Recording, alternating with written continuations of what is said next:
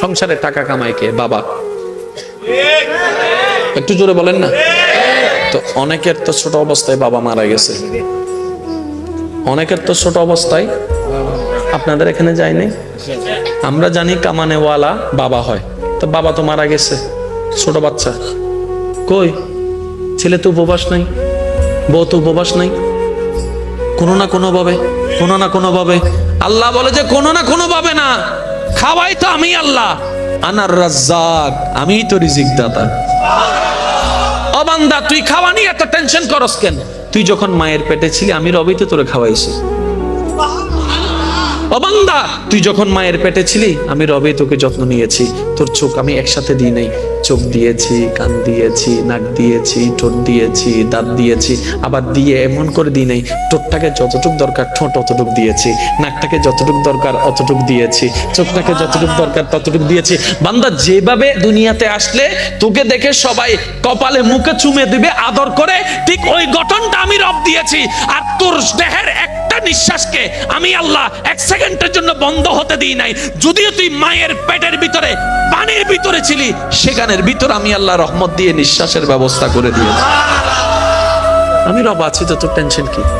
তোর টেনশন থাকার দরকার নেই। তুই শুধু একটা কাজ কর, দুনিয়াকে দুনিয়ার বুঝ দে, তোর মনটাকে আমাকে দিয়ে দে। দুনিয়াকে দুনিয়ার বুঝ দে, মনটাকে আমাকে দিয়ে দে। এবার বলেন, ডেইলি কয় ঘন্টা? 24 ঘন্টা। 24 ঘন্টায় কয় ওয়াক্ত নামাজ? 5 ওয়াক্ত। ফজরের নামাজ কয় রাকাত? 4 রাকাত। এই 4 রাকাত পড়তে বেশি থেকে বেশি কয় মিনিট লাগবে? 10 মিনিট। আপনি যদি 5 ওয়াক্ত নামাজের হিসাব ধরেন, ধরলাম 2 ঘন্টা। কয় ঘন্টা? তাহলে 24 ঘন্টা থেকে আমরা যদি 2 ঘন্টা মাইনাস দিই, বাকি থাকে কয় ঘন্টা? 22 ঘন্টা। এবার 22 ঘন্টার ভিতরে আমাদের ঘুম কয় ঘন্টা? 6 ঘন্টা, 7 ঘন্টা, 8 ঘন্টা, যে কোনো ধরেন না। এবার আল্লাহ যদি বলতেন 24 ঘন্টা আমার ইবাদত কর, সংসার চালাইতাম কেমনে? ইনকাম করতাম কেমনে? চাকরি করতাম কেমনে? বসরে বুঝ দিতাম কেমনে? ব্যবসা করতাম কেমনে? ক্রেতার সাথে কথা বলতাম কেমনে? জিনিস কিনতাম কিভাবে? আমাদের জীবনটা একদম গোছানো থাকতো না, অগোছালো হয়ে যেত। রব বলছে, বান্দারে 24টা ঘন্টার মধ্যে 2টা ঘন্টা আমাকে দে, 2টা ঘন্টা আমাকে দে, যা 22 ঘন্টা আমি তোরে দিলাম। তাহলে যেই রব, যেই মালিক নিজের জন্য মাত্র 2টা ঘন্টা চাচ্ছে, 22 ঘন্টা আমাদেরকে দিয়ে দিয়েছে। আর দুনিয়ার মালিক কি বলবে? 2 ঘন্টা তোমারে দিলাম, 22 ঘন্টা আমাকে ডিউটি করো। খাও না খাও আমি জানি না, ঘুমা কোথাও আমি জানি না, আমার কাজ আমাকে বুঝাই দিতে হবে।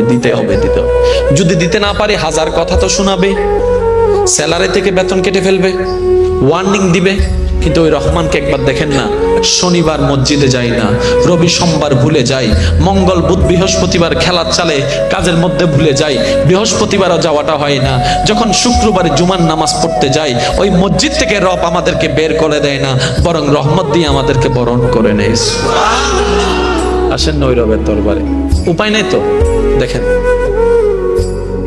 জেলখানায় যত প্রকার আসামি আছে, এখানে 2 ধরনের আসামি আছে যদি আমি ভুল না করি। একটা হচ্ছে পুলিশের হাতে অ্যারেস্ট হওয়া আসামি, আর একটা হচ্ছে আত্মসমর্পণকারী আসামি।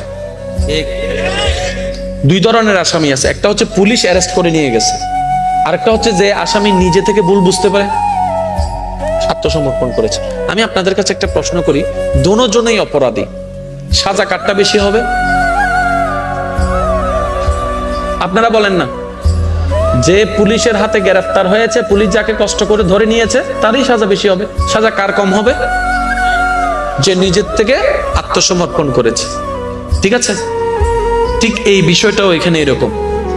আল্লাহ পাক বলে, হে আমার বান্দা, আজরাইল এসে তোমাকে অ্যারেস্ট করে আমার কাছে নিয়ে আসার আগে তওবার মাধ্যমে তুমি আত্মসমর্পণ করে আমার কাছে যদি চলে আসো, ইন্নাল্লাহা ইয়াগফিরুজ যুনুবা জামিয়া, দুনিয়ার আদালতে তো তোমাকে কিছুটা হলো আযাব দিবে, সাজা দিবে।